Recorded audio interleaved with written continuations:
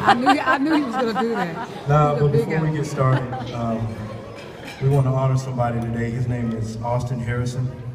We want him to come up to the stage. Triple P, Pee Wee, fullback, played linebacker, 7 years old, and he was at Aiken Elementary. We want to honor him today by giving him a trophy.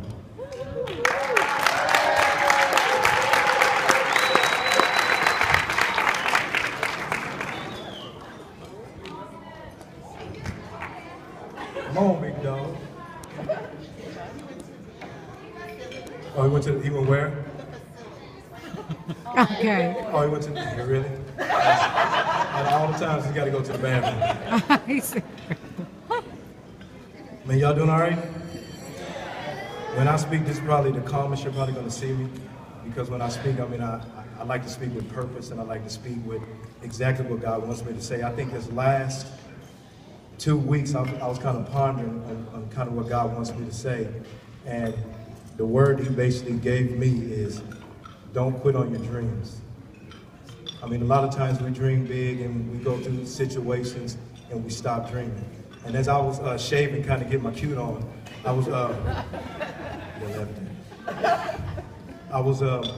taken back to where, you know, the Music City Miracle, it was the fifth, I guess it's the 15th year of when the Music City Miracle happened. Y'all remember that? Mm-hmm. But as I was shaving, I was kind of taken back of what was I doing on the sidelines when that situation was happening. When I was on the sidelines, and I guess Buffalo just scored, I remember sitting there. I was sitting on the sidelines and I felt hopeless. It felt like there was no way we was gonna win the game. But I remember that there was 16 seconds left on the clock. That means there was still time for us to do something. So I thought to myself, there's a lot of people in this room that are dreaming, but they're sitting on the sidelines of hopelessness. We've been going through trials and tribulations. We look at everybody achieving their dreams. We look at, it seems like everybody's achieving what they want to, but it's like we're sitting on the sidelines of hopelessness. See, a lot of times we look at like me, Eddie, and they look at us and say, oh, we just automatically made it. See, a lot of times nobody doesn't know the trials and the pain and the hurt that we had to go through to get our dreams. See, a lot of times when I speak, I scream and I yell, is because I went through so much pain. I went through so many things. Why? Because all this stuff was against me.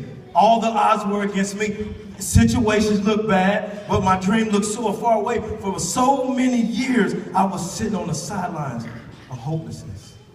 And I wish Eddie was here because he didn't know I was going to say this, but Eddie George actually is one of my heroes. And the reason why I say that Eddie George is one of my heroes is it was in 1991, 1992. It was my second year there, and I think it was his first year there. And one game, he fumbled, I think he fumbled like 3 times against Illinois. And I remember this, and this is why I respect Eddie George so much. After he fumbled 3 times, the media was killing him. Everybody was saying he's too big, he's too slow, he's got a bad haircut, all this stuff, all this stuff.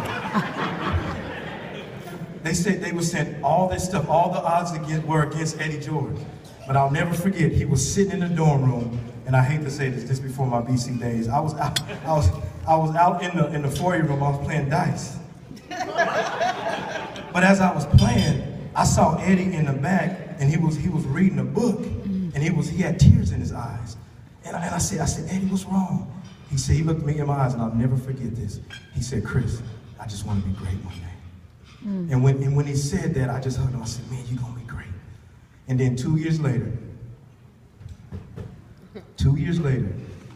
the same guy that they laughed at, the same guy that said that he was too big, he couldn't run, the same guy that says he doesn't have the tenacity to win, is the same guy that was holding up the Heisman Trophy. So you can't tell me that dreams don't come true. You can't tell me, because I'm convinced.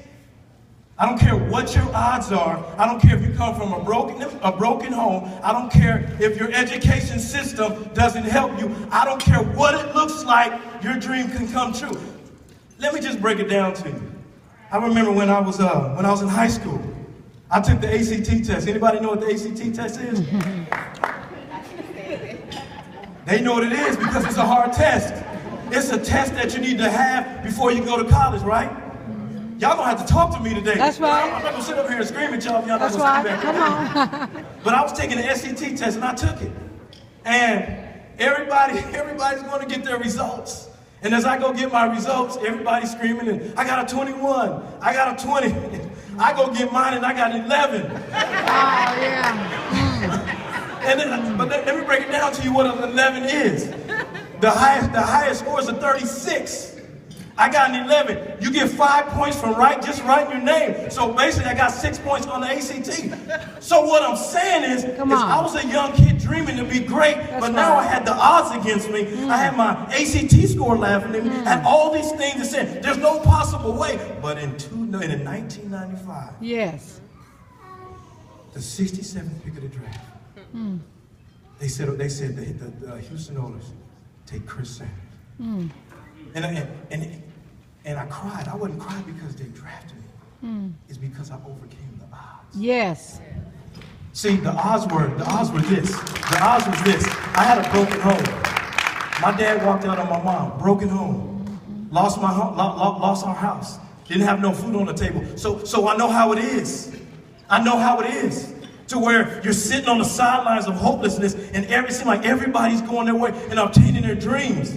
It's like, I'm 40-something years old. I'm not telling you my age. I'm 40-something years old, and I'm still dreaming. All right. I got a dream to coach in the NFL, but right now, it seems like I'm on the sidelines of hopelessness. I retire from the NFL, and I go get a job at Christ Presbyterian Church. So remember, I have a dream to coach in the NFL, but then I got a job coaching swimming, and I don't know how to swim. Have mercy.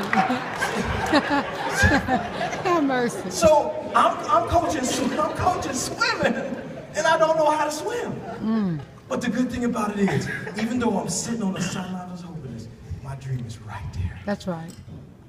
I refuse to be around people that don't want to dream. I refuse to be around negative people.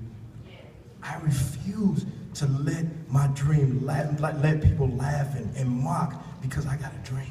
And it's the last thing, and I'm gonna sit down. I think I was listening to Joel Osteen or somebody, whoever it was, and it was talking about this one kid that had a dream, and this kid has autism. He was about 15 or 16 years old, and his dream was always to play basketball, but every game he would sit at the end of the bench waiting his turn. So, and I'm gonna explain autism. Autism is a kid that can't really talk, their motor skills are terrible, so they have all the odds against them. So all his life, he's been sitting on the sidelines of hopelessness. But every time he sat on the sideline, he always remembered there was still time on the clock. So it's the last game of the season. He's sitting there. The coach puts him in. The crowd goes crazy. And he gets in the game. This is a kid who has no motor skills. This is a kid who can't talk. So he had all the odds against him. He gets in there and he hits 7 3-pointers in a row.